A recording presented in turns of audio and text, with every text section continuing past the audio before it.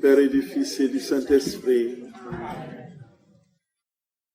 Frères et sœurs bien-aimés, dont nous terminions ce matin en parlant du sermon de notre Seigneur en Égypte, à l'âge de 3 ans. Et on avait dit que ce qu'il a dit, de ce qu'il a prêché à ses enfants de son âge, c'était simplement leur rappeler qu'ils étaient faits pour Dieu. Et que Dieu n'avait qu'un seul projet, celui qui les a créés voulait venir habiter en eux et vivre sa vie pleinement en eux. Et nous allons continuer, parce qu'il va raconter la suite, comment ça s'est passé après, et comment les enfants ont réagi. Maintenant, il dit il continue le sermon. Il vous aime, c'est Jésus qui parle. Il vous aime beaucoup et veut être aimé. Personne ne pourra jamais vous aimer comme il vous aime. Il est vrai que vous avez un Père sur la terre, mais combien différent de l'amour du Père céleste. Votre Père sur la terre ne peut pas toujours vous suivre, surveiller vos pas ou dormir avec vous. Il ne palpite pas non plus dans votre cœur. Et si vous tombez, il peut même ne pas le savoir. Au contraire, votre Père céleste ne vous quitte jamais. Si vous êtes sur le point de tomber, il vous tend sa main pour ne pas vous laisser tomber. Si vous dormez, il veille sur vous. Et même si vous jouez et que vous faites quelque chose d'impertinent, il est toujours avec vous. Il sait tout ce que vous faites. Par conséquent, aimez-le beaucoup, beaucoup. Voyez, frères et sœurs bien-aimés. Et quand nous revisitons notre propre vie, on se rend bien compte combien de blessures de paternité nous avons eues. Et quel que soit l'amour que le Père peut nous manifester, dans son amour, il porte toujours sa fragilité humaine qui d'une manière ou d'une autre ressortira. Soit par le mépris, l'indifférence ou surtout l'autoritarisme. Ça, c'était notre éducation à nous en Afrique. Quand on voyait le papa 10 km à la ronde, il fallait prendre la tangente. Parce que le papa, l'autorité paternelle, c'était quelque chose.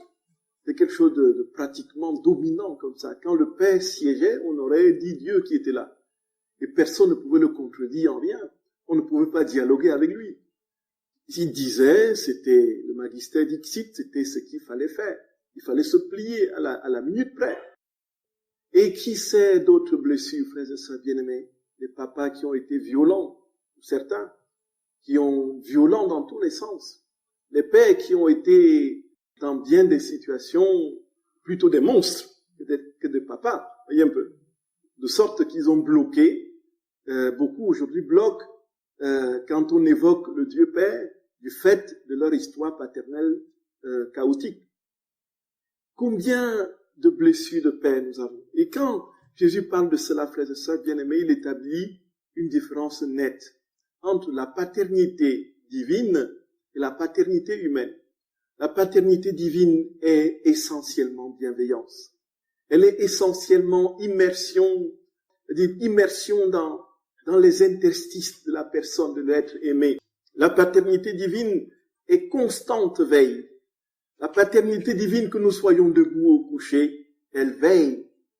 Comme Jésus le dit lui-même à ses enfants, frères et sœurs bien-aimés. Et votre Père de la terre ne peut pas toujours vous suivre.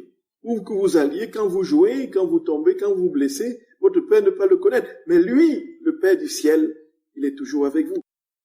Et c'est pourquoi, frères et sœurs bien-aimés, la foi chrétienne est la seule religion, effectivement, où on a cette idée du Père qui est, et surtout quand il s'agit d'un Dieu, qui va venir non seulement tenter de dialoguer avec l'homme, mais se faire plus petit que l'homme, au point de se laisser piétiner par l'homme. Voyez ça, frères et sœurs bien-aimés. Dieu seul, le Dieu chrétien, est seul capable de cela. Et c'est pourquoi nous ne pouvons pas, avec la vie dans la divine volonté, un seul instant, lorsque nous avons conscience et la volonté, le désir de laisser Dieu couler en nous, dans les artères de notre être, dans les veines, dans notre sang, être nos yeux, nos oreilles, tous nos sens.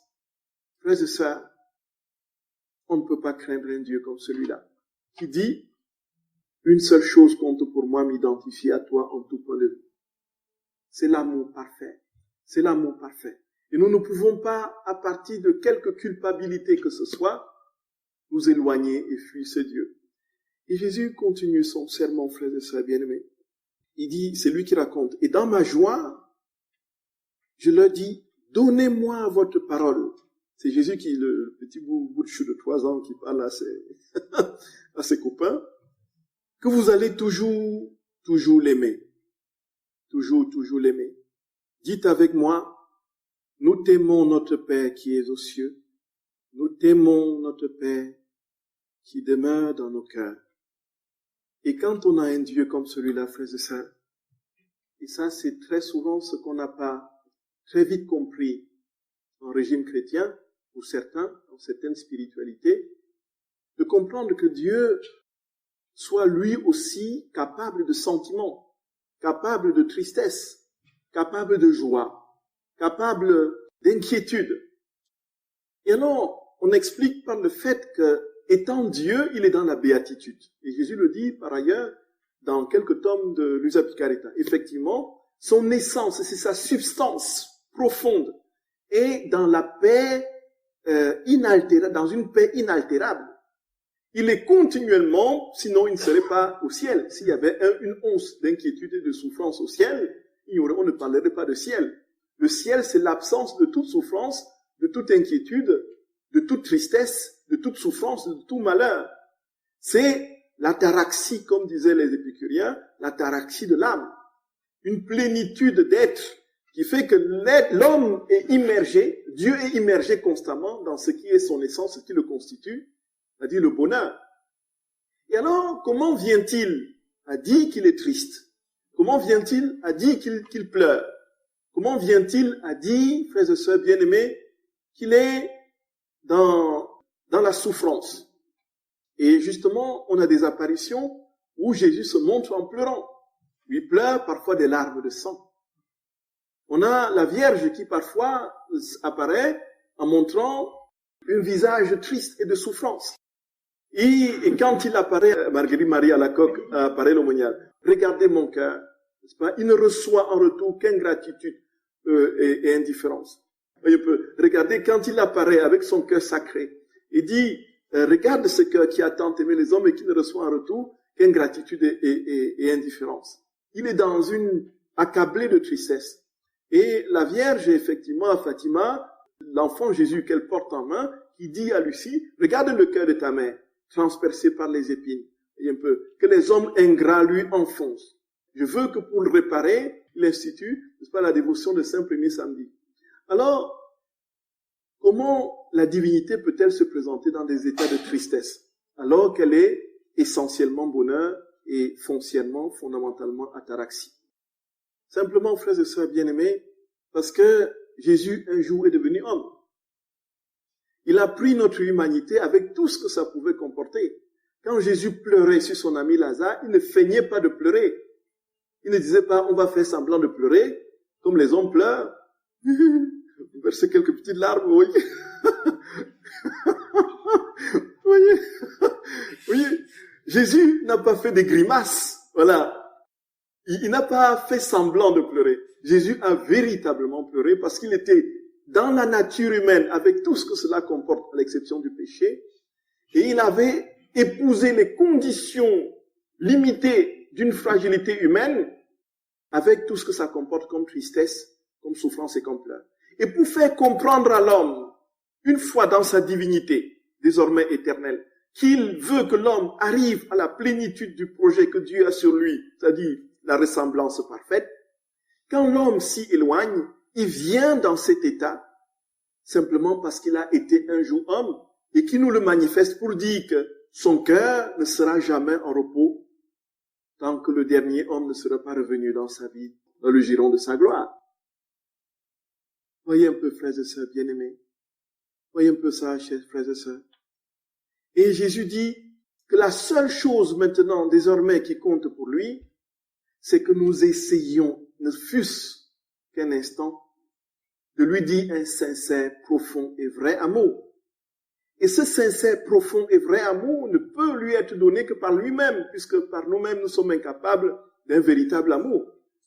Et aimer Dieu comme il nous aime, ce n'est pas à la mesure de l'homme, ce n'est pas à ses dispositions. Dieu seul donc peut aimer parfaitement. Et Jésus nous dit, dans la vie, dans la divine volonté, tu peux véritablement aimer comme j'aime, parce que c'est moi qui aimerai en toi. Voyez ça, frères et sœurs bien-aimés. Voyez ça, frères et sœurs d'amour. Voyez ça. C'est cela, frères et sœurs. C'est cela. C'est cela. Et Jésus dit à ses camarades, dites aimez, aimez-le, aimez-le. Nous t'aimons notre Père qui est aux cieux. Nous t'aimons. Dites-le seulement, c'est lui. Nous t'aimons, nous t'aimons, nous t'aimons, nous t'aimons. Tout est une question d'amour. Et notre prière peut donc se transformer, se concentrer en ce seul mot. Quand nous sommes devant le Saint-Sacrement, frères et sœurs bien-aimés, en adoration, nous pouvons passer des heures à ne dire qu'un seul mot. Je t'aime. Et je t'aime, en l'essence, Dieu le dit en nous. Et si c'est lui qui le dit, frères et sœurs, nous ramassons l'humanité passée présente, du premier, les milliards d'hommes qui ont vécu sur la terre, ils sont en ce moment devant le Saint-Sacrement, en train de dire à Dieu, à Jésus, je t'aime. Voyez ça, frères et sœurs. Voyez ça. C'est cela, mes chers frères. C'est cela. Le je t'aime, que ce soit le je t'aime de Jésus. Et alors, Jésus raconte la suite de son histoire.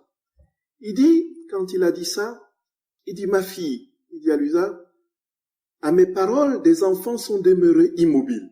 Il y a de quoi. D'autres étaient ravis. Certains se sont serrés contre moi et ne voulaient plus me laisser partir. J'étais à leur place. Je leur ai fait sentir la vie palpitante de mon Père céleste dans leur petit cœur. Et ils étaient dans la fête parce qu'ils n'avaient plus un Père qui était loin d'eux, mais qui demeurait dans leur propre cœur. Et pour les raffermir et leur donner la force de me quitter, j'ai béni ces enfants en renouvelant sur eux notre puissance créatrice, invoquant la puissance du Père, la sagesse du Fils, moi-même et la vertu du Saint-Esprit. Et je leur ai dit, allez, vous reviendrez. Alors ils m'ont quitté. Frères et sœurs, revenons à ce que Jésus dit au sujet de l'amour qu'il donne à ses enfants. Il renouvelle sur eux la puissance créatrice, mais avant cela, il leur a fait sentir la vie palpitante de mon Père céleste, de son Père céleste dans leur petit cœur. La vie palpitante de son Père céleste dans leur petit cœur d'enfant. Frères et sœurs bien-aimés, tout est spirituel, certes. L'amour, c'est ce fluide que l'on ne peut pas saisir, qui attire et qui se donne. Qui se donne et qui attire. Ce fluide que Dieu, qui est le nom de Dieu, qui s'appelle amour, et puis qui est au-delà de ce que l'on peut quantifier, mesurer. On ne peut pas, il n'y a pas un appareil pour mesurer le taux d'amour, ou voilà. Mais qui est une réalité propre, une réalité consistante. C'est la vérité. C'est la vérité. Et cette réalité, frères et sœurs, si nous étions capables de le mesurer, de le concentrer en un point, nous verrions l'effet que ça ferait. Ce serait plus que des bombes atomiques, un peu, en bien fait, bien sûr, en conséquence. C'est pourquoi lorsque le Seigneur veut, pour certaines mystiques, les concentrer dans leur cœur, il y a quelque chose de tout simplement puissant qui se déploie. Jésus dit qu'il a fait ressentir la vie palpitante de Dieu le Père dans le cœur de ses enfants. Il ne dit pas cela pour dire ils ont eu un léger sentiment. Il a dit effectivement, en ce moment précis, Dieu a pris possession de leur cœur. Ils ont ressenti la puissance, la force, le feu de l'amour divin. Ce feu qui consume, qui brûle et qui peut même brûler physiquement. C'est quel saint là encore? Le saint qui aimait tellement le Seigneur, l'amour pour le Seigneur était tellement puissant et brûlant que le cœur gonflait, le cœur prenait des proportions anormales. Et on n'arrivait plus, vous voyez, les médecins ne voyaient que du feu. Et puis, c'est quel saint encore? Dites-le-moi, s'il vous plaît. C'est Jean-Eudes. C'est Philippe Néri. Hein? Je sais pas. Donc, au point où le cœur était tellement gros qu'il a écarté les côtes, voyez. Les côtes étaient écartées, frères et sœurs. Oui.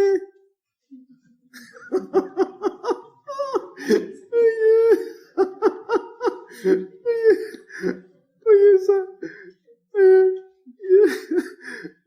C'est fou.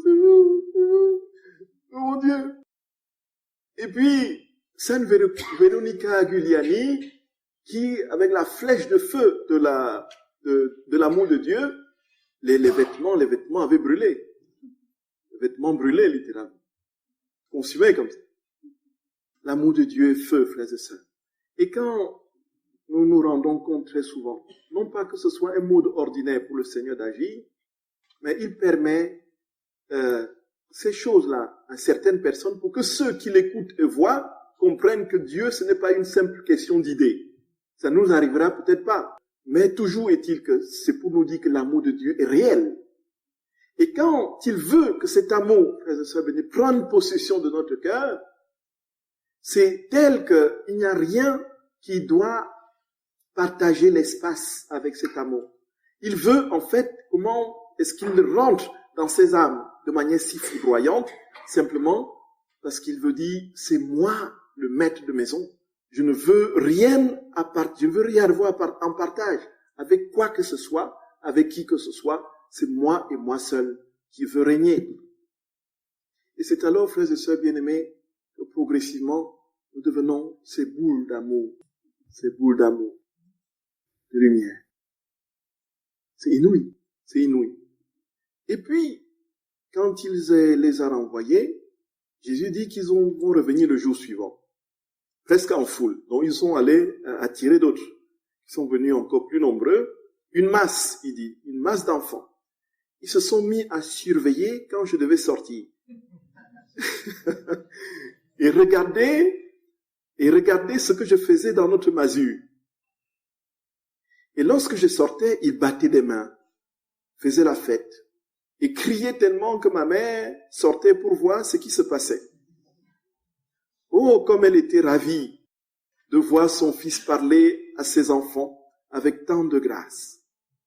Son cœur débordait d'amour, et elle pouvait voir les premiers fruits de ma vie ici-bas, puisque pas un de ces enfants qui m'écoutaient, pas un seul d'entre eux, ne s'est perdu. Sachant qu'ils avaient un Père dans leur cœur, était comme un dépôt pour pouvoir posséder la patrie céleste, pour aimer ce Père qui était aussi dans les cieux. Frères et sœurs bien-aimés, on pourrait consacrer toute une journée simplement à parler de la paternité de Dieu. Et puis de demander les guérisons pour les blessures de paternité que nous avons, n'est-ce pas, encaissées et que nous continuons d'engranger. C'est la condition première pour laisser Dieu pleinement nous investir et agir. C'est de comprendre qu'il est Père et que le véritable Père qu'il est n'est pas le Père que nous avons eu, le Père terrestre que nous avons eu. Et si nous guérissons déjà de ces blessures paternelles, plus facilement l'amour du Père céleste, du véritable Père, prend possession de notre cœur et progressivement nous acquérons les réflexes de ce Père divin, les réflexes de bienveillance et d'amour perpétuel, les réflexes de tendresse et de douceur infinie, bref, du seul vrai qui peut être amour, qui peut être douceur, qui peut être tendresse. On dit que ces enfants ont été complètement, littéralement transformés, simplement quand ils ont compris qu'ils avaient un Père qui venait et qui voulait vivre sa vie en eux. Frères et sœurs bien-aimés, Jésus dit à Luisa Picaretta, dans bien des tomes, que l'amour, en fait, c'est la fille de sa volonté. La vie dans la divine volonté, c'est une vie d'amour. Un amour que l'on reçoit de Dieu, qui vient vivre son amour en nous, mais un amour qui, la caractéristique. Dans les tout premiers tomes, on voit différents textes sur les vertus. Les vertus théologales, foi, espérance, amour, les vertus cardinales aussi. On voit différents textes sur les fruits de l'Esprit Saint, la paix, la joie, l'humilité, la prudence, ainsi de suite. On a tout un ensemble d'enseignements en préambule avant l'introduction dans la vie dans la divine volonté. Simplement parce que la vie dans la divine volonté fait exploser ces vertus, les décuple et les transforme dans la dimension de l'infinité de Dieu. Celui qui vit donc dans la vie dans la divine volonté, en vérité et de manière permanente, qu'est-ce qu'il note dans sa vie comme changement? Il se rend compte que progressivement, au fur et à mesure qu'il offre sa volonté tous les jours à Dieu, il devient de moins en moins, c'est toujours progressif, ou jamais, du fait de notre nature complètement, n'est-ce pas, entamée par le péché, il se rend compte que progressivement, c'est toujours plus de paix en lui, toujours plus de douceur. Il devient de moins en moins irascible et violent. Il arrive plus facilement à supporter les contrariétés, à vivre dans une atmosphère de grande tension avec toujours plus de paix. Il arrive à entrer dans une paix qui ne s'explique pas lui-même. Simplement, frères et sœurs bien-aimés, parce que sa volonté étant progressivement grignotée par la divine volonté, c'est Dieu désormais qui vit en lui et supporte tout en lui. Et puisque Dieu est paix profonde, Dieu est infinie douceur, infinie tendresse et infini amour, sa vie en définitive, qu'il vente ou qu'il neige, est dans cet état de stabilité, dans la paix, dans l'amour et dans la joie de Dieu. C'est pourquoi il donne des leçons très précises sur ce qu'est la paix, la paix, la paix, la paix, la joie, la joie, la joie, la joie, l'humilité, l'humilité, ainsi de suite. Simplement parce que la vie dans la divine volonté, c'est l'explosion, c'est-à-dire que ce sont ces vertus poussées à leur coefficient d'éternité et d'infinité, qui s'établit dans la vie de l'âme, ici, maintenant. Et donc l'exercice, c'est tout simplement chaque jour, c'est de dire, prends ma volonté, Seigneur, donne-moi la tienne. Entrez dans cet échange de volonté.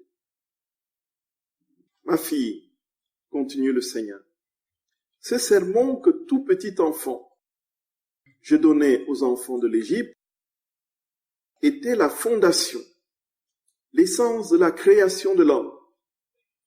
Il contient, dit Jésus, la plus indispensable doctrine et la plus haute sainteté.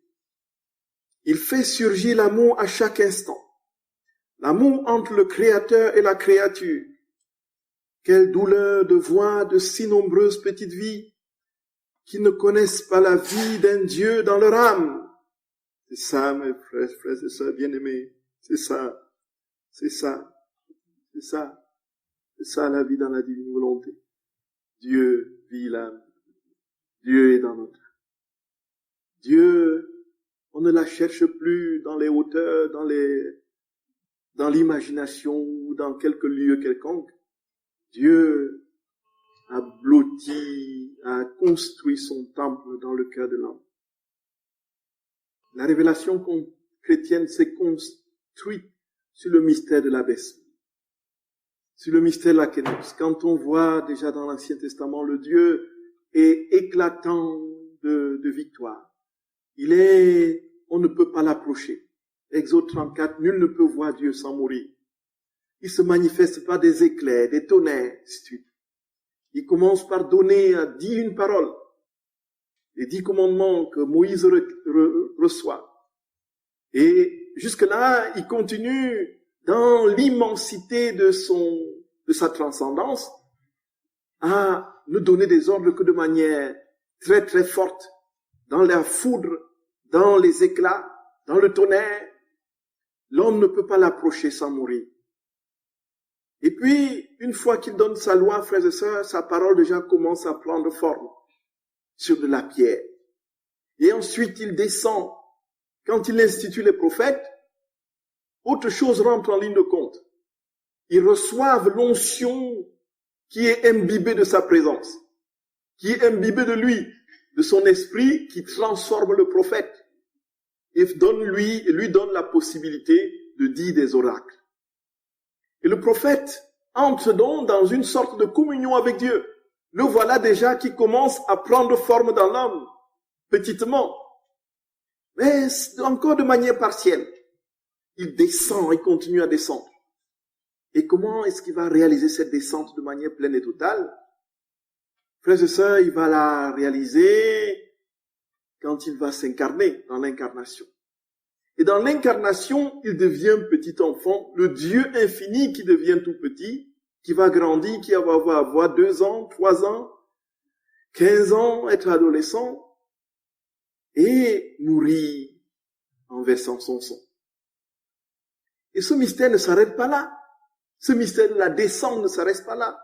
La kénose ne s'arrête pas là.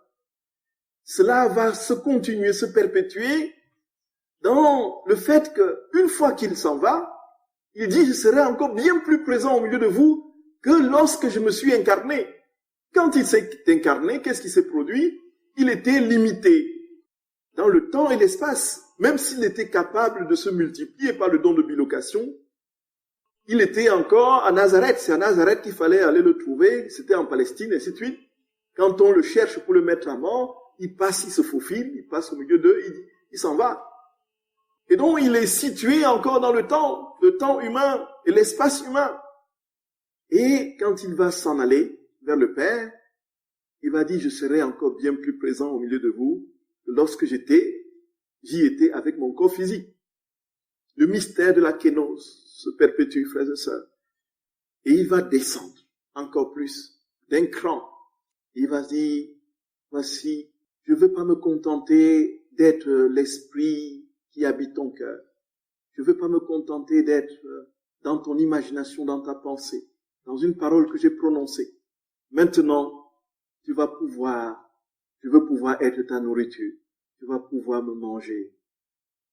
Mon Dieu, frères et sœurs bien-aimés, maintenant tu vas pouvoir m'avaler.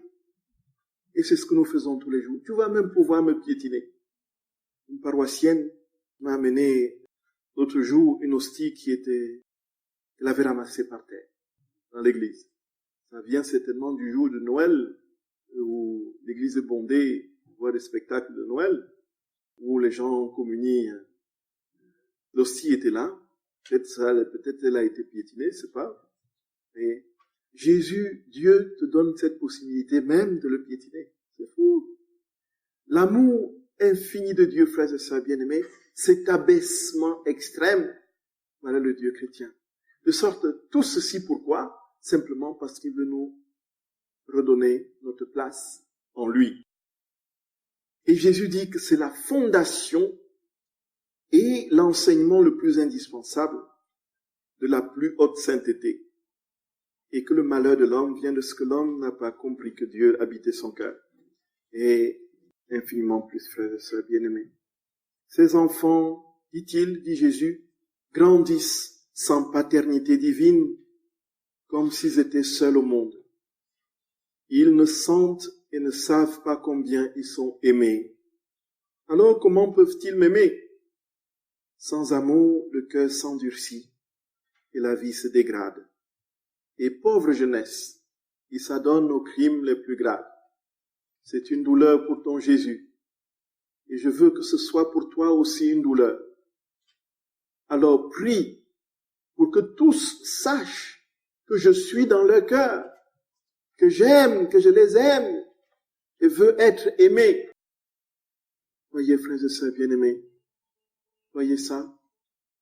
C'est pourquoi la prière véritable, à un moment donné, frères et sœurs, même quand il s'agit des rondes, les tournées de la création, de la rédemption, de la sanctification, à un moment donné, les paroles deviennent encombrantes.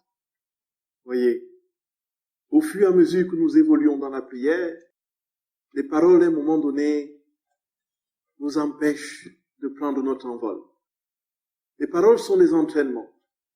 De même que l'avion prend son élan sur le tarmac, et puis à une vitesse commence par à faible vitesse, évolue en gradation jusqu'à une vitesse assez vertigineuse qui lui permet de décoller. De même, les paroles sont ce mouvement de notre cœur sur le tarmac, et un peu du cœur de Dieu. Et à un moment donné, frères et sœurs, quand nous décollons, nous ne sentons plus la terre. S'il y avait le sol sous nos pas, ça nous refrénerait plutôt qu'autre chose. C'est pourquoi, frères et sœurs bien-aimés, à un moment donné de notre vie de prière, un je t'aime perpétuel dans le silence, énamouré d'une âme enflammée de l'amour divin, suffit. Et alors, en ce moment, quand je me mets devant le Seigneur, en lui disant mon amour, au nom de tous et pour tous dans la divine volonté, c'est l'humanité en ce moment, dans le temps que je passe devant lui, qui est en train de lui dire son je t'aime, son je t'adore, son je te remercie. Et très souvent, simplement parce que nous sommes épris d'efficacité, nous voulons voir ce que la prière a produit, nous voulons voir les œuvres que nous avons produites par la prière. Voyez un peu. J'ai récité, j'ai prié tel nombre de tournées, de rondes, j'ai fait j'ai lu tel nombre de chapitres, et ainsi de suite. Et à un moment donné, frères et sœurs bien-aimés, on se rend bien compte que Dieu nous a tellement habités, Dieu nous habite tellement. Moi, j'ai dit ça parce que j'ai lu, hein. Je dis pas parce que je le vis. Bon, je sais un peu. Bon, Dieu nous habite tellement que il devient un silence d'amour éternel. Un silence d'amour éternel. Il infuse sa vie en nous, et tout ce qui nous reste, frères et sœurs bien-aimés, c'est de le manifester au monde. Pourquoi est-ce que Jésus sort, et puis il y a des centaines d'enfants qui courent vers lui, qui sont attirés par lui? Avait-il prononcé un seul mot? Non. Simplement parce que jaillissait de lui amour divin. Ah, mon bon Jésus. Oui, Seigneur. Je t'en supplie. Oh là là. Accorde-nous cette grâce, Seigneur, de t'aimer. Ça va te dire, je t'aime vrai. Je t'aime vrai, sincère, profond. Tu ne nous demandes pas plus, hein. Seigneur ne nous demande pas plus. Et voilà ce qu'il raconte, frères et sœurs bien-aimés, pour ce qui est de sa vie en Égypte, de ce qui s'est passé. Et on a dit, quand il est rentré, qu'est-ce qui s'est passé? Il est entré en cachette, on l'a dit ce matin, symbole de la volonté divine qui est cachée dans l'humanité. Et qu'est-ce qu'il faisait pendant ce temps-là, la vie cachée? Il priait de tout son cœur, et il posait les actes que nous devrions poser plus tard. Puisque tous les actes que nous posons, Jésus les a déjà posés. Quand nous vivons dans la divine volonté, nous posons les actes dans la divine volonté, nous prenons simplement la version divine de notre vie qui a été vécue déjà par Jésus. Nous accueillons en nous, dans les actes que nous accomplissons maintenant, ce que Jésus a déjà fait pour nous. Il a déjà parlé pour nous. Cette conférence, il a déjà faite. Et si je ne parle pas avec sa bouche, je n'ai pas pris, voyez un peu, la version de cette causerie-là, je ne l'ai pas intégrée. Tous les repas que nous avons pris au cours de notre existence, Jésus les a déjà pris pour nous. Il veut que nous le prenions, si nous le prenons avec lui, nous accomplissons alors, nous prenons la version divine de ce repas qui a déjà été pris par lui, et nous le faisons en réparation de toutes les gourmandises de la terre, et en lui rendant gloire, honneur, amour et adoration. C'est ça la vie dans la divine volonté. C'est inouï, frères et sœurs. Et il dit que quand il est rentré à Nazareth, il était caché. Et il faisait des choses. Et tout ce qu'il faisait de ses mains, tout ce qu'il disait, il le faisait toujours pour préparer ses vies des créatures. Et c'est pourquoi on peut dire que dans le temps de la vie de Jésus, qu'est-ce qu'on voit?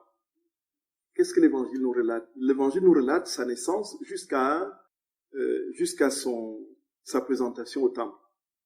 Donc, de 12 ans à 33 ans, on ne sait pas ce qu'il fait. Il est complètement absent des écrits. Il menait sa vie cachée.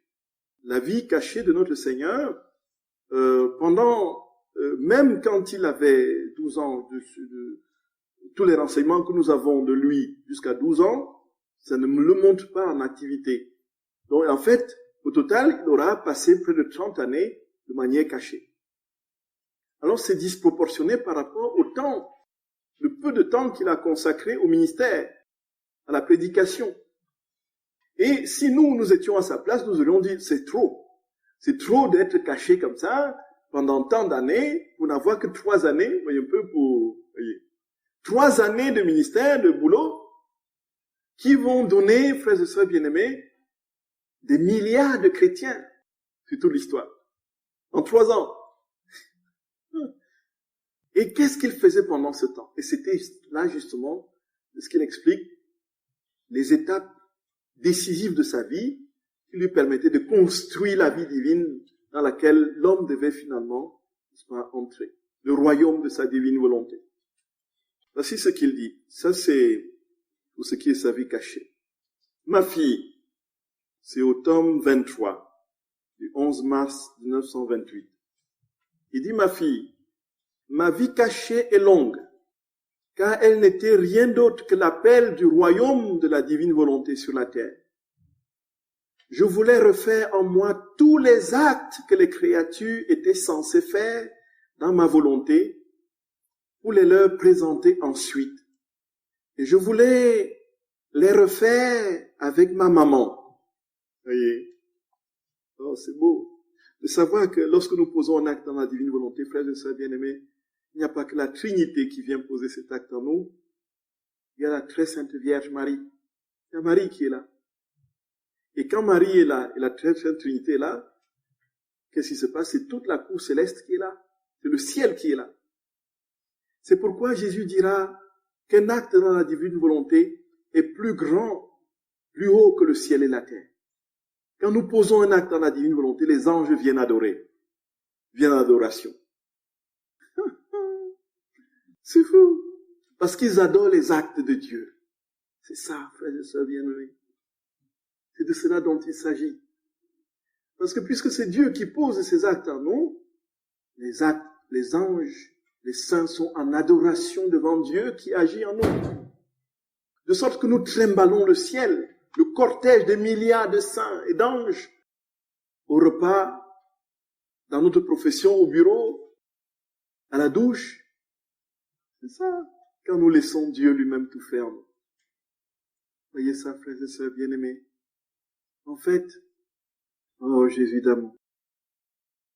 Padre Pio disait à un de ses frères, en fait, quand on était c'est une histoire qui...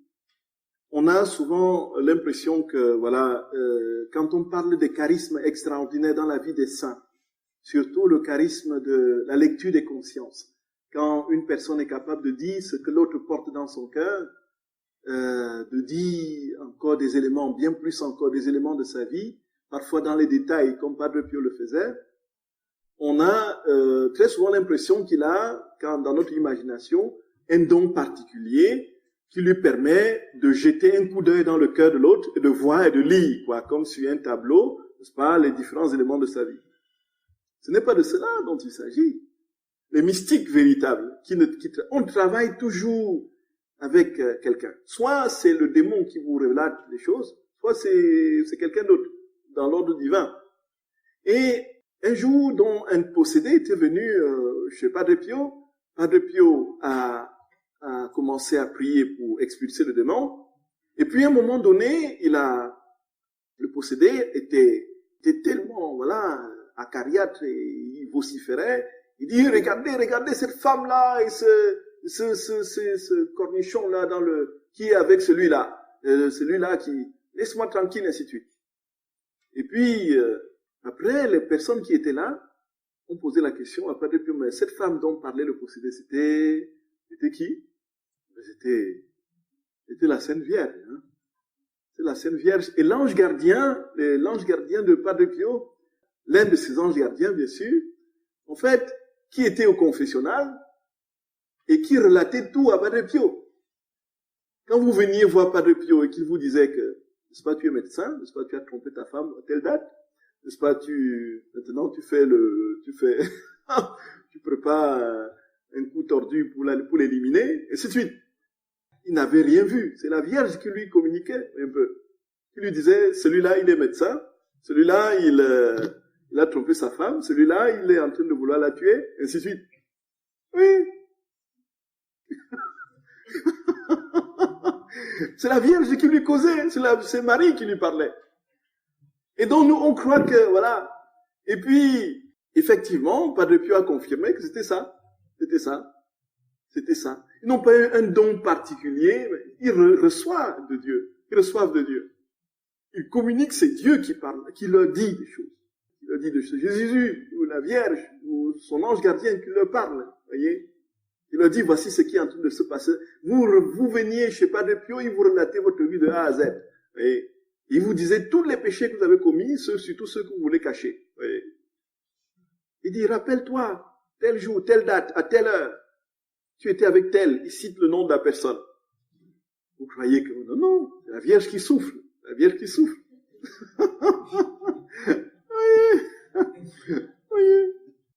Voyez. Quand nous sommes avec le Seigneur, elle est là toujours. C'est pourquoi la maman, Marie, est toujours là. Elle est toujours là, frères et sœurs, près de nous, si nous sommes en Dieu, la vie divine. C'est pourquoi, il dit d'ailleurs, ça ce sont les dernières phrases du tome 36, il dit que tout va passer par elle, tout va descendre par elle. La vie dans la divine volonté ne se fera pas sans Marie, c'est la Vierge, sans le royaume de la reine souveraine. C'est son cœur immaculé qui triomphera, frères et sœurs bien-aimés. Voyez, c'est ça qu'il dit à Fatima. Oui. C'est son cœur immaculé qui triomphera. Et donc, c'est par elle, en définitive, il dit, je faisais tout avec ma maman. Voici ce qu'il dit. Il dit, mon amour, c'est le tome 36, ce sont les dernières phrases du tome 36. Il dit, mon amour était si grand que je lui dis, ma mère, je veux que tu sois la mère de tous, et ce que tu as fait pour moi, je veux que tu le fasses pour toutes les créatures. C'est Jésus qui parle. Étends ta maternité sur tous leurs actes, de telle sorte que je les verrai toutes couvertes et cachées dans ton amour maternel. Et il dit, ma mère accepta et demeura confirmée, non seulement comme mère de toutes les créatures, mais aussi comme celle qui couvrira chacun de leurs actes de son amour maternel. C'est une des plus grandes grâces que j'ai accordées à toutes les générations humaines. Mais combien de souffrances ma mère ne reçoit-elle pas? Les créatures vont jusqu'à nier sa maternité et refuser de la reconnaître comme mère. C'est pourquoi le ciel tout entier prie et attend avec impatience que la divine volonté soit connue et qu'elle règne. C'est alors que la grande reine fera aux enfants de mon vouloir ce qu'elle a fait à son Jésus. Sa maternité prendra vie dans ses enfants. Je donnerai ma place dans son cœur maternel à tous ceux qui vivront dans mon vouloir. Elle les élèvera pour moi, guidera leurs pas et les cachera dans sa maternité et sa sainteté. Son amour maternel et sa sainteté s'imprimeront dans tous leurs actes. Ils seront ces vrais enfants qui seront comme moi en toutes choses. Oh, comme je voudrais que chacun sache que tous ceux qui veulent vivre dans mon vouloir ont une reine et une mère puissante qui leur donnera tout ce qui leur manque et les élèvera dans son sein maternel. En tout ce qu'ils feront, elle sera avec eux pour modeler leurs actes sur les siens, si bien qu'ils seront connus comme des enfants qui ont été élevés et éduqués par la maternité aimante de ma maman. Ce sont ces enfants qui la rendront heureuse et qui seront sa gloire et son honneur. tout s'achève dans la Vierge Marie, frères et sœurs bien-aimés. Oh, maman bien-aimée. Oh, maman bien-aimée. Et Padre Pio disait que si les prêtres savaient que lorsqu'ils montent à l'autel, ils sont accompagnés par Marie. S'ils prenaient conscience de cela, frères et sœurs, c'est Marie qui vient, n'est-ce pas, leur préparer spirituellement, le cadre pour offrir le saint sacrifice de la messe. La Vierge vient les aider à, n'est-ce pas, quand ils portent leurs habits, la Vierge, les aide à porter les chasubles et tout ça. Et les accompagne à l'autel. Si les prêtres pouvaient avoir conscience de cela, ils ne célébreraient pas la messe comme nous ne célébrions pas la messe, parce que je m'inclus là-dedans, comme nous célébrons aujourd'hui. Voyez, frères et sœurs bien-aimés, vous voyez.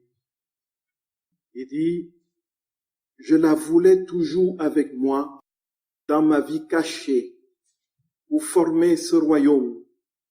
2 personnes avaient détruit ce royaume de mon divin fiat, Adam et Ève. 2 autres, moi et la reine souveraine, devaient la refaire. Voyez, frères et sœurs bien-aimés. Donc Marie est indissociable de son fils et vice-versa. Et vice-versa. Vous ne pouvez pas séparer Marie de notre Seigneur Jésus. Ni l'inverse. Et c'est pour cela, frères et sœurs bien-aimés, que notre dévotion et notre amour pour la très sainte Vierge doit être sans faille et infini. C'est elle, la reine, qui nous conduira dans le royaume de la divine volonté. C'est elle qui nous donnera de goûter les délices de l'amour infini de Dieu. C'est elle qui nous immergera dans les océans sans fond de l'amour infini de Dieu. C'est elle, frères et sœurs, c'est elle. Et qui, à Marie, est certifiée d'avoir la vie divine, de vivre pleinement la vie de Dieu. Et la vérité, frères et sœurs bien-aimés, le triomphe du cœur immaculé de Marie. Triomphe du cœur immaculé de Marie. Si on rentre dans l'esprit même de la mystique chrétienne dans son ensemble, si on va plus loin, on ne pourra véritablement explorer le Christ en faisant fi de sa mère. Et on ne peut pas entrer dans l'intimité du Christ au fur et à mesure, d'un point de vue spirituel, si on ne touche pas Marie. D'où vient que Jean soit l'évangéliste qui nous ait dit autant de choses sur notre Seigneur, avec tant de profondeur. C'est simplement parce qu'il avait pris Marie chez lui. Et Marie a été son éducatrice, lui a donné un ensemble non seulement d'informations, mais a formé son cœur à comprendre qui était le Seigneur. Avec Marie, c'est la navette spatiale. Et c'est pourquoi tout ce que vous pouvez penser et imaginer dans l'ordre de la mystique, où Dieu s'est révélé de manière pleine dans les âmes, s'est constitué dans les corps et donné des enseignements sur l'avenir du monde dans l'Église catholique. Et ça, Luisa Picaretta, c'est ce qui va advenir là dans les temps qui arrivent, où les hommes, où la prière de Jésus sera exaucée. Que ta volonté soit faite sur la terre comme au ciel, notre Père que nous prions depuis 2000 ans. C'est là, c'est ça, mes très chers. C'est ça, c'est ça. C'est ça. C'est cela. Il a donné à qui? Jésus dit, parcours toutes les bibliothèques du monde. Va chez tous les maîtres. Tu ne verras rien qui soit semblable à ce que je t'enseigne ici. Je ne dis à personne d'autre ce qui est là. Et c'est l'avenir de l'humanité, frères et sœurs bien-aimés. Oui. Saint François d'Assise, que tout le monde se déchire aujourd'hui, les écolos, bobos, tous ceux qui, n'est-ce pas? Tout le monde se déchire Saint François d'Assise. D'où vient-il? Quelle est la mystique de l'amour de la création? C'est la mystique de l'amour du Christ. L'amour infini de Jésus qui s'est imprégné en lui au point de lui donner ses propres blessures pour qu'il aime l'humanité entière comme Dieu l'aime. Qu'il aime la création comme Dieu l'aime. Et c'est eux qui donnent le tempo à l'évolution de l'histoire. Voyez ça, frères et sœurs bien-aimés. Voyez ça. Et c'est pourquoi le Seigneur nous demandera beaucoup. À celui à qui on a juste donné, on demandera beaucoup. Le Seigneur nous a donné tout. Le Seigneur te dit, effectivement, toi, catholique, Prends conscience des trésors qui te sont donnés et vis-les pleinement. Et puis on comprend, frères et sœurs bien-aimés, quand Padre Pio lit dans les âmes, quand il accomplit des miracles, quand il y a des trucs, quel est son secret? Quel est son secret?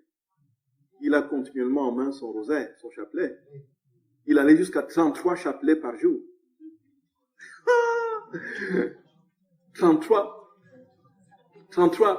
Ça veut dire quoi? Ça veut dire que quand il confessait, il priait son rosaire. Quand il confessait, il priait son rosaire. Toute la journée, les 15 heures de confession qu'il avait, ou un peu, il égrenait son rosaire dans le confessionnal. Vous voyez? 15 chapelets, 33 chapelets. Oui, ma sœur. Il y a quelqu'un qui a demandé à Luisa Picaretta si, étant dans la divine volonté, elle devait continuer à prier le rosaire. Oui. Luisa Picaretta, j'ai bien lu le livre, surtout. Mais comment peut-on prier sans cesse le rosaire? Parce que bon, quand on prie le rosaire, on prie, on s'investit dans la relation. Alors, autre chose pendant ce temps-là. Oui, tout à fait, ma chère.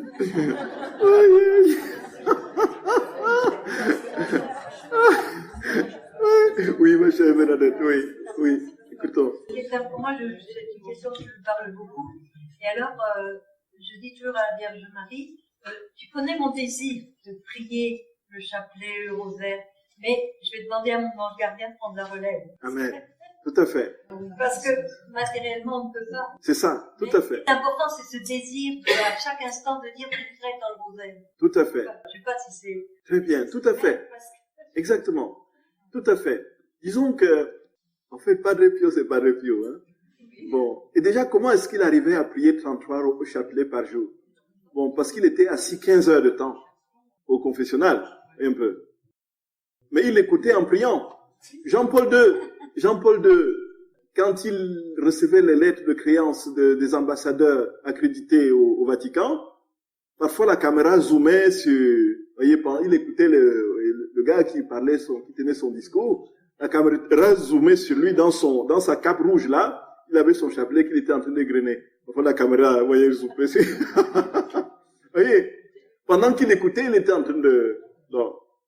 Il faut dire que la prière du rosaire est l'une des prières les plus faciles, mais les plus difficiles en même temps.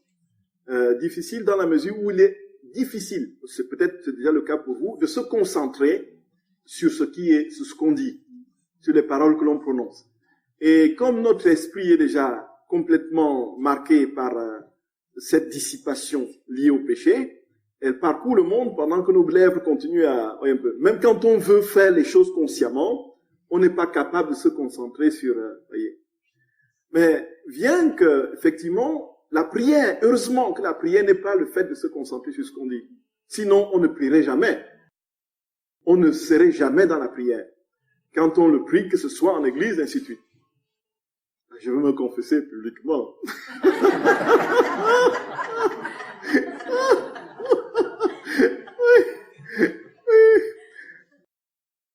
D'où vient que la prière reste valable, malgré nos distractions? Elle vient, oui, ma sœur, elle vient de ce que l'intention est droite et elle est dirigée vers la volonté de prier, voyez un peu, elle est portée par la volonté de prier et de bien prier. Et c'est ce qui compte pour le Seigneur. Et le reste vient simplement en appui de cette intention première. Même si nous étions plein de distractions. Avec l'intention droite de prier, le Seigneur compte, même si nous n'avons eu qu'un seul moment, d'un Je vous salue Marie, où nous avons eu vraiment tous nos esprits dans ce que nous disons, dans les paroles que nous prononcions. Pour le Seigneur, nous avons véritablement fait un rosaire, simplement parce que l'intention était droite. Oui, mon cher frère. Et quand on se rend compte qu'on est pris par la distraction durant la prière, oui. Parce que j'ai l'intention de prier, que je poursuis. Non, là c'est autre chose. La distraction, est-ce que je suis toujours en prière? Non, mon cher frère, merci beaucoup. Là c'est une précision à faire. C'est que c'est les distractions involontaires. Bien sûr, les distractions involontaires.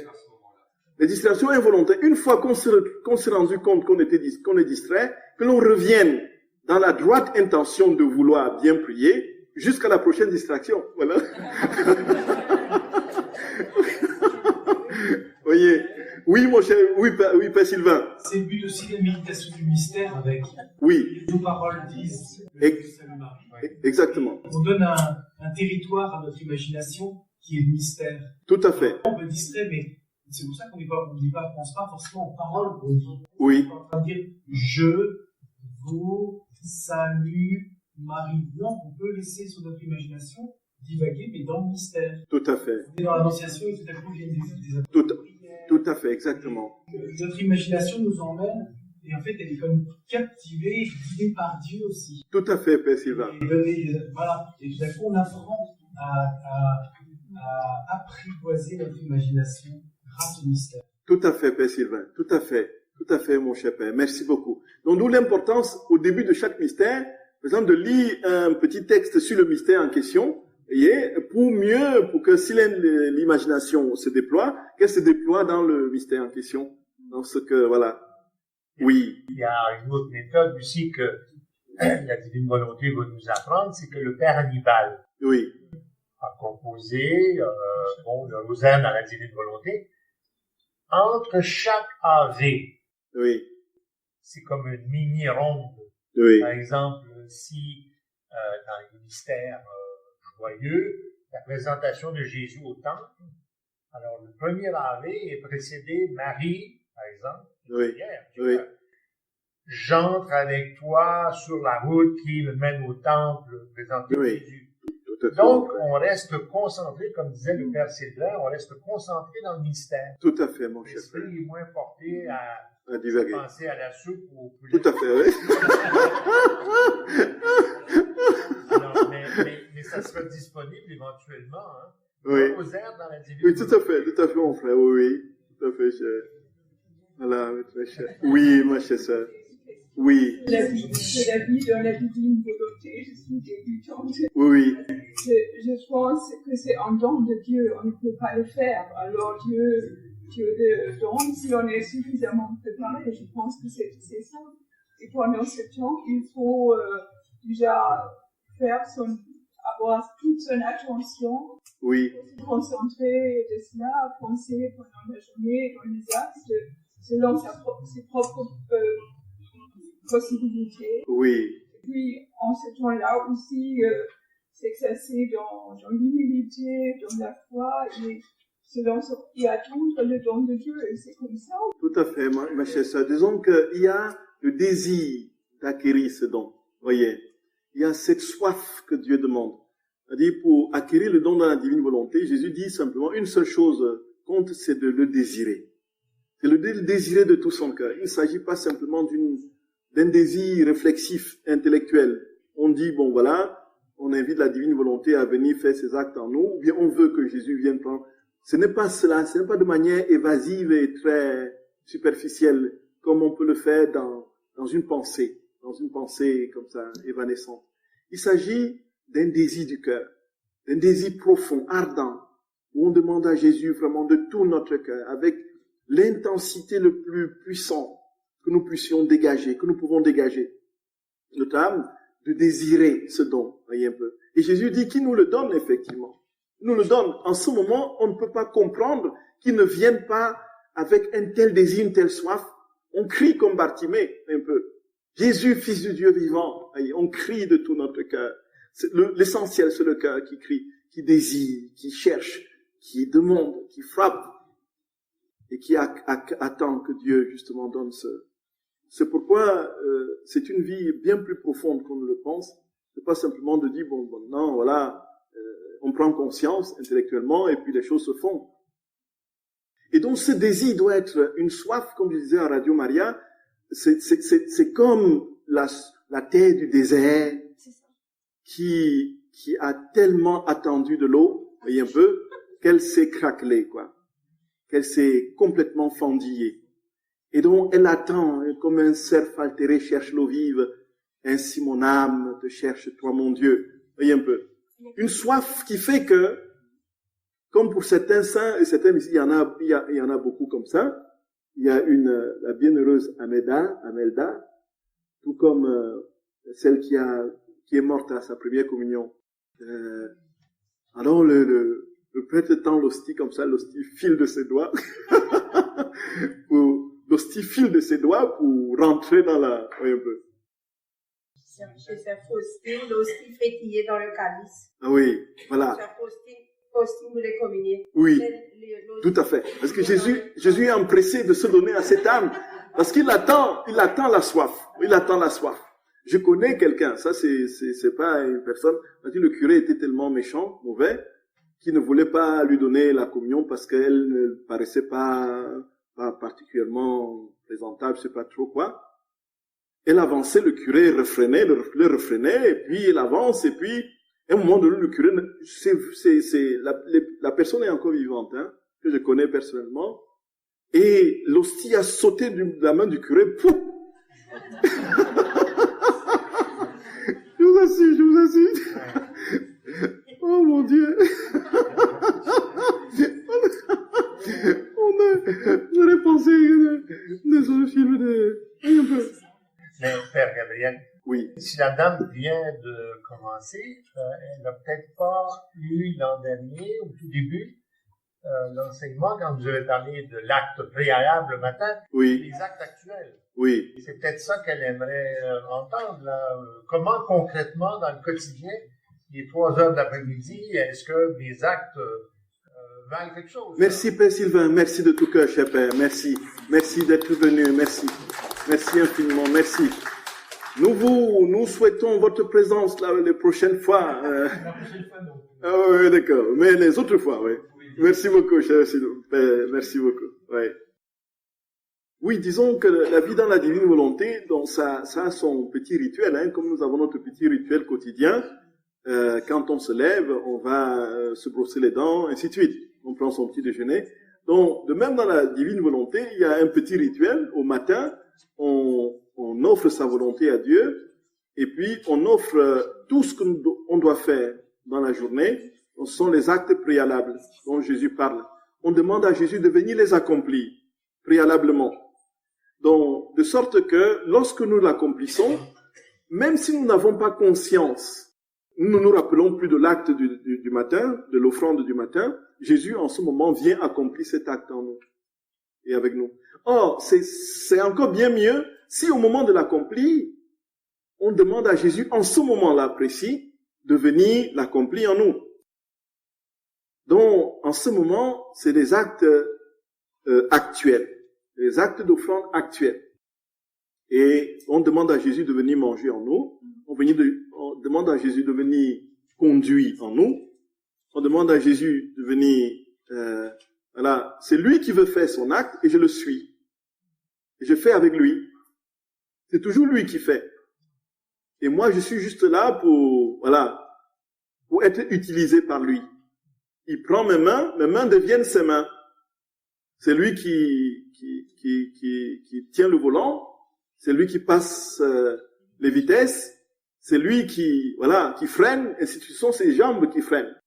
Et en ce moment, en le faisant, il englobe l'humanité entière, il conduit de la manière divine qui soit, et c'est l'humanité entière, dans tout ce qui se passe comme désordre, comme accident, comme trouble sur les routes du monde entier, depuis les origines jusqu'à la fin, Jésus, en ce moment, les repart dans l'acte que nous lui permettons de faire en nous en ce moment précis.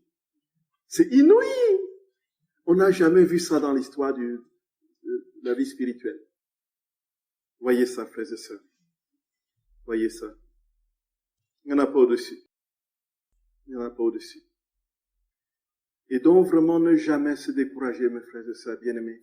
Même si on a oublié le matin d'offrir notre vie au Seigneur, d'échanger cette volonté, même si on a, au moment de le faire, on n'a pas pensé, le lendemain, même si nous y pensons, reprenons. Ne pas se décourager. C'est une vie de persévérance, la vie dans la divine volonté. Si nous disons, oh, ça n'a pas marché, une semaine où on laisse tomber, on passe à côté des trésors. Et même si nous ne faisons que de manière intermittente, même si nous n'avons que 10 minutes dans la vie dans la divine volonté par jour, que ces 10 minutes soient là. Et frères et sœurs, nous serons surpris quand le moment viendra de voir ce que ces 10 minutes quotidiennes auront réalisé. Non seulement dans notre vie, mais dans l'humanité entière. Parce que c'est Jésus qui a posé ces actes divins en nous. Voyez ça, frères et sœurs. Oui, ma chère Martine. On a un tabernacle devant nous et tout à l'heure, quand tu parlais beaucoup de la vie cachée de Jésus. Oui. Et je me disais que la vie cachée de Jésus se prolonge aujourd'hui dans tous les tabernacles du monde. Tout à fait, tout à fait. Et une vie cachée, on passe à côté quelquefois. Tout à fait, ma chère sœur. Tout à fait, exactement. Il dit d'ailleurs dans les tomes de Luisa Picaretta, il dit que je suis dans des tabernacles froids des églises, dans des coffres, dans des coffres forts, et personne n'a d'égard pour moi. Voilà, Jésus est là, frères et sœurs, dans la froideur des églises. Personne ne se soucie de lui. On mène notre vie comme s'il n'était pas là. Et il veut que nous soyons ces véritables tabernacles. Ce que l'hostie ne peut pas lui rendre, l'âme humaine consciente peut le lui rendre. Adoration, amour, action de grâce. Ce que ni le pain ni le vin ne peuvent faire. Il est transubstantié dans du pain et du vin. Le pain et le vin ne peuvent pas lui dire merci, je t'aime. Mais il veut être transubstantié dans l'âme humaine. Pour que nous soyons des hosties vivantes. Oh, mon bon Jésus d'amour. Mon bon Jésus d'amour. On comprend le curé d'Ars qui pleurait, n'ayant plus de dents. Il est là, il est là, il est là, il est là. En montrant le tabernacle. Et quand on voit comment on communie aujourd'hui, frères et sœurs, les catholiques communient aujourd'hui, ça c'est lamentable, c'est à pleurer. C'est à pleurer. C'est à pleurer. Ah, c'est... Voilà. Oui, chère Bernadette. Oui. La présence de Jésus au tabernacle, la prière nous donne un tel pouvoir qu'on peut en un seul élan adorer Jésus présent dans tous les tabernacles. Tout à fait. Et non seulement nous adorer Jésus dans tous les tabernacles de la terre, mais amener l'humanité entière dans la divine volonté à adorer Jésus dans tous les tabernacles de la terre. C'est ça, la vie dans la divine volonté. C'est pourquoi c'est Terminator. C'est explosif. Un peu. Oui.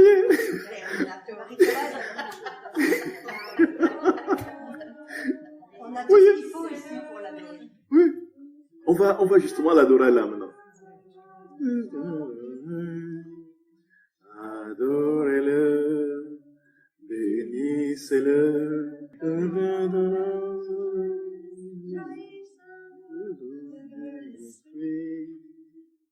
Voilà.